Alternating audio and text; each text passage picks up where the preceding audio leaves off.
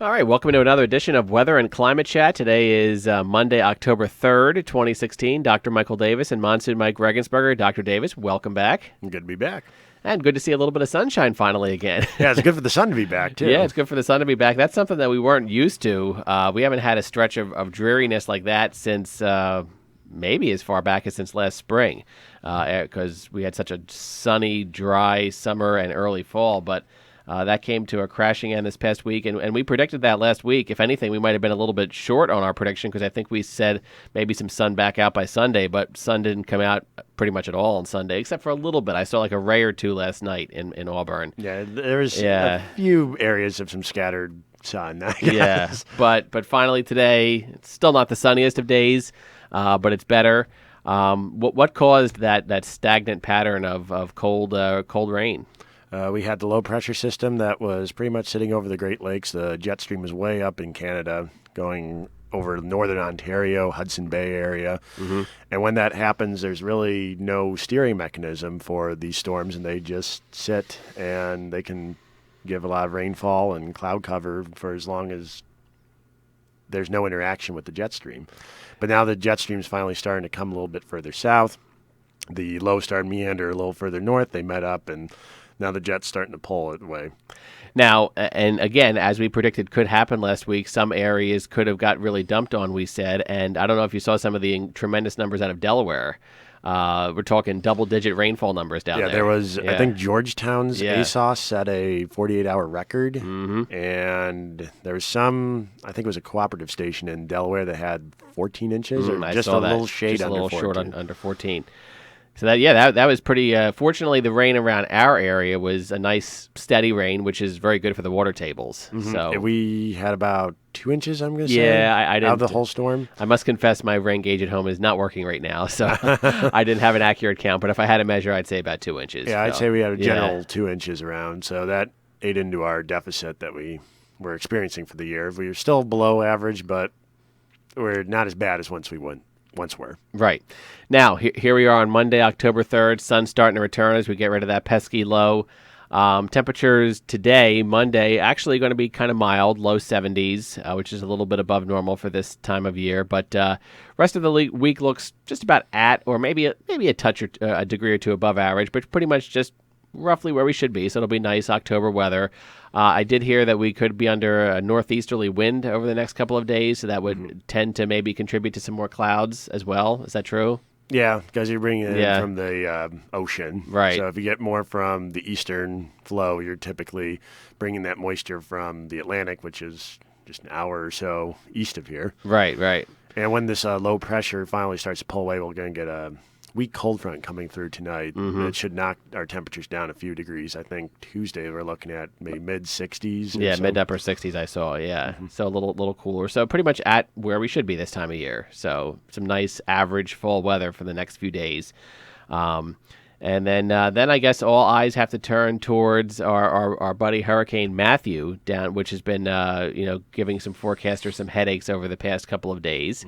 Mm-hmm. Matthew kind of surprised everybody the way he went from, a Category 3 to pretty much a 5 within the course of a day. Yeah, he was a tropical storm and then went to Category 3 in one day, and then 2 days was a Category 5. So he went the entire spectrum of it in just about a 48-hour period, where you've gone from pretty much a weak tropical storm to a full-blown major hurricane, and he's still a very, very powerful storm out in the Caribbean. Yeah, what is his strength right now? He's Cat 4. Cat 4, okay. 140 miles an hour wind. Yeah, and we got to wish our brothers and sisters down in the islands down there some good thoughts, because I heard Haiti could take a pretty catastrophic hit from this. Yes, and Haiti is still recovering from the earthquake like 6 years ago. Correct, yes. So. And we have a very mountainous area in Haiti, so when you start to get rainfall, there's going to be very life-threatening conditions like mudslides and heavy rainfall and flooding that's going to impact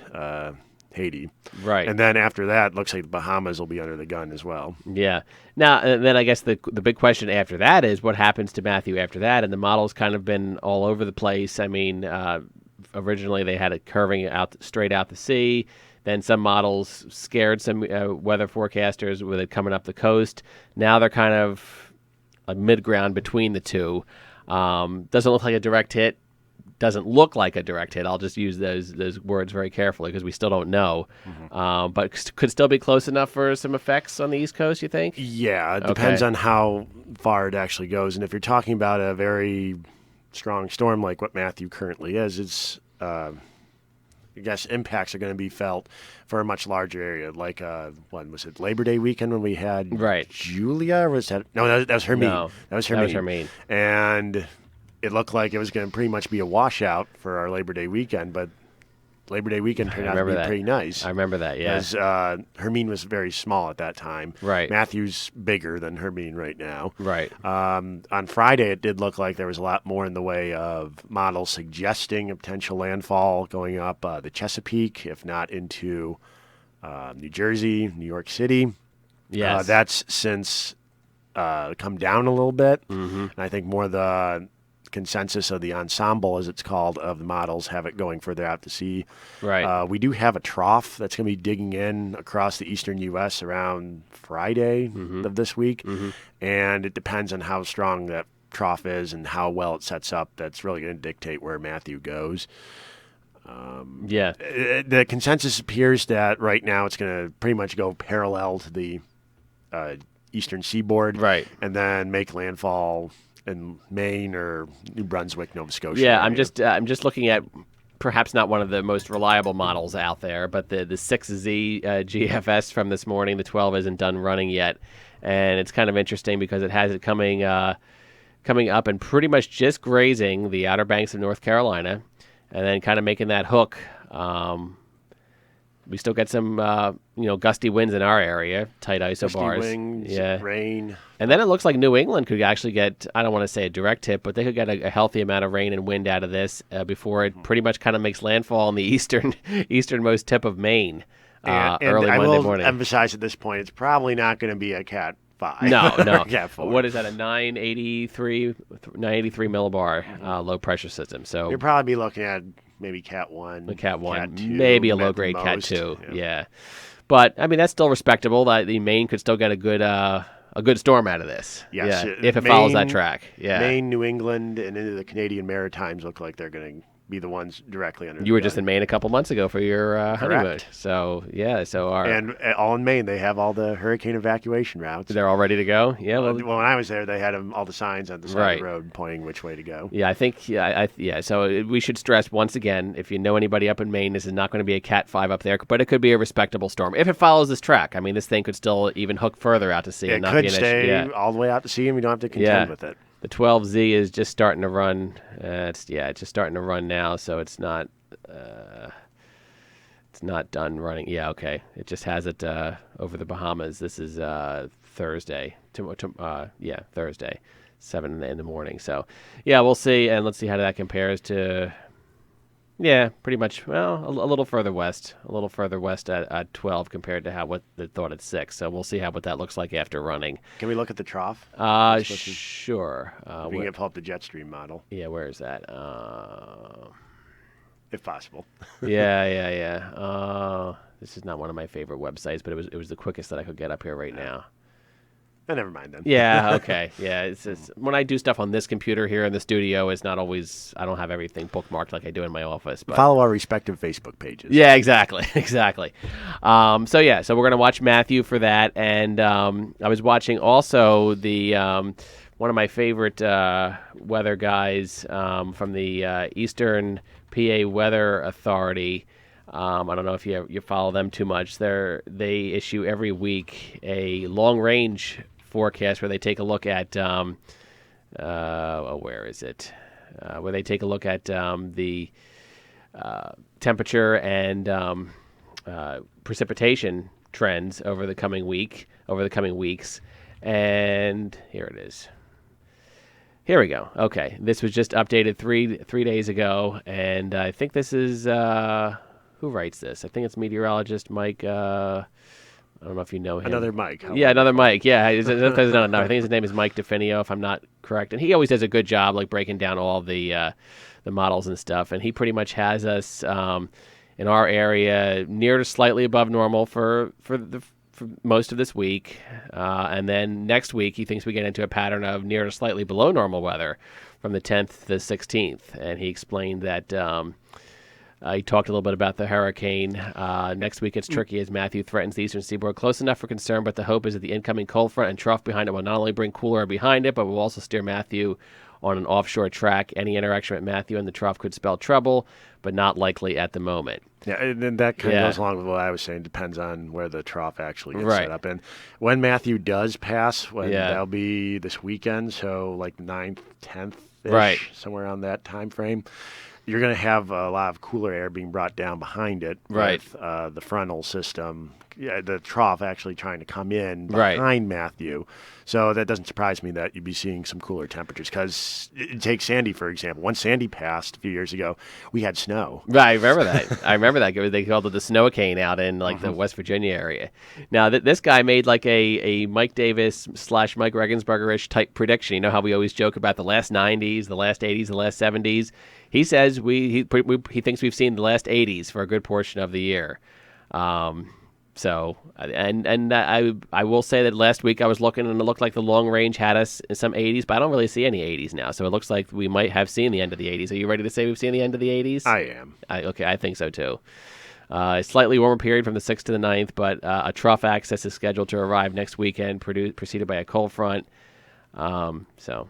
And then he breaks it all down here, and he thinks we get into a cooler pattern, and he's using it at October of 83. The best choice analog for October in the autumn of 2016 is October of 83. So we'll see. We'll see where that all goes. And that's a nice visible image of Matthew, Matthew we're of looking Matthew. at right now. Yeah, scary, very scary. Yes. So our thoughts and prayers go out to the people down that way. So we'll stay following on our website, so our pages, Dr. Michael Davis Weather Forecast and Monsoon Mike's Weather Headquarters, and we'll let you know if anything changes with the track of Matthew. And follow us in the brief, too. That's right, of course, if you're a faculty or staff member here at the university. I'm starting to get people walking up to me like, hey, you're the I weather know. guys. I'm like, oh, yeah. Yeah, that's us. pretty soon we'll have the paparazzi after us. Oh, dear. Yeah.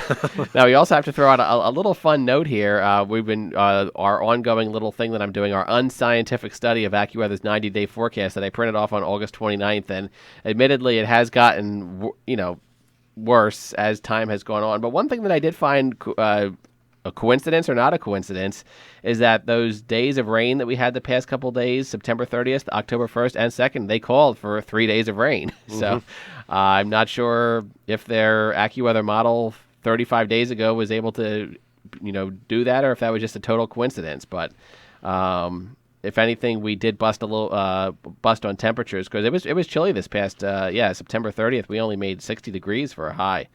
So And that's to be expected when you get a lot of that Yeah. dense cloud cover and rainfall. yeah, but generally they have not been doing that well. But they did call those days of rain well. So I don't know. We'll see if that happens again. And your question a couple of days ago about Christmas. Let's see where they have. Let's see what's going on there. It's always fun to see. if Old Saint and Nick has Thanksgiving. snow. Yeah, and for Thanksgiving as well too. All right, let's bring up month here, and okay, well let's just take a look at the month in general where it stands now. So next week, a little below average, a lot of nice days in the 60s, my kind of weather. I'm very happy. Hope that holds true. It's on my birthday. That's good. Yeah, that's right. Your birthday. Yeah, my birthday is Wednesday, so it's gonna be a little, 71. So fairly average October, maybe a notch or two above average at times, but looks like a fairly average October. Now, November back in August, they clearly showed a below average month, and let's see if it still kind of looks that way. Give or take, at or below, a little bit above. Yeah, get a little bit above. Yeah, average even a little there. bit above. Thanksgiving Day, cloudy with rain on Thanksgiving Day, 56 degrees, which would be 6 degrees above average. Now, remember that a month ago, Thanksgiving was a little bit of ice. Remember that? Yes, that's right. So that's quite a change. And now let's go. How far do we go into December? That takes us all the way to New Year's Eve. Okay, Christmas Day is times of clouds and sun with a high of 32 and a low of 14. And New Year's Eve, cloudy with a little rain, high of 44. So Far cry from last year with the 78, 79 that we had on Christmas Day. and December. We'll have to see if this holds true. It looks like the first week of December, some rain and ice then rain, ice then rain, rain and a sleet shower. So it seems like there could be a winter storm in the somewhere in the early part beginning, of somewhere in the beginning of December. December. We'll see. All right. Well, it's been fun following this, and we'll see. I did find it coincidental how they got those 3 days of rain right, so we'll see if that continues. Anything going on in the world of climate that you want to mention out there before we head out for the day? India just signed or ratified the Paris Climate Agreement. Okay. The EU will be doing so as well this week, and Canada should be joining them as well. Okay. The UN just last week, or 2 weeks ago now, said that they will have enough delegate signing to make it a legally binding agreement by the end of the year. Good. Excellent. Thumbs up. Yes, definitely some thumbs up for the environment there. Okay. And last week, when we try not to get political here, but last week we did talk a little bit about the debate because it was before the debate had done. The debate is now done. And one of our concerns was, would there be any climate talk during the debate? 82 seconds worth. 82 seconds. You timed it. Okay. Better than nothing, I guess. But yeah, better than nothing. Yeah. The past. And I think debates. Without taking sides here, I think we kind of saw in those 82 seconds where certain people stand on certain things. Yes, I think if you watch debates, quite evident who is for the environment and who is against the environment. Right. Now, tomorrow we have, or Tuesday, depending on when you're listening to this, Tuesday is the vice presidential debate. Obviously not going to be half as popular as the presidential debate, but it will be interesting to see if climate change is mentioned at all in that debate. And it'll also be interesting to see how one of the nominees reacts to it, because he's very much against the whole idea of anthropogenic climate change. Right. So we'll be watching and we'll be seeing. And Dr. Davis, remind your listeners where we can get your forecasts online. Dr. Michael Davis's weather forecast page. Right. And Monsoon Mike's Weather Headquarters. Dr. Davis, it's always a pleasure. Lots of fun. We'll be watching Matthew over the next couple of days. You have a great week. You too. Okay.